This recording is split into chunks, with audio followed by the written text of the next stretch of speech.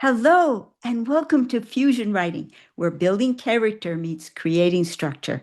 This is our Zettelkasten week, where we get to explore where we're going to put things into our Zettelkasten that we've learned this month.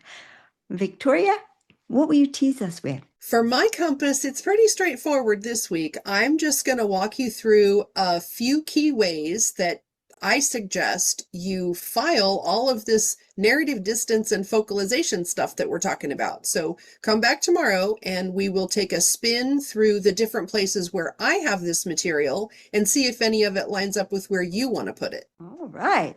Thank you so much. Well, we're going to be reaching for the trusty Zettelkasten categories for the character traits.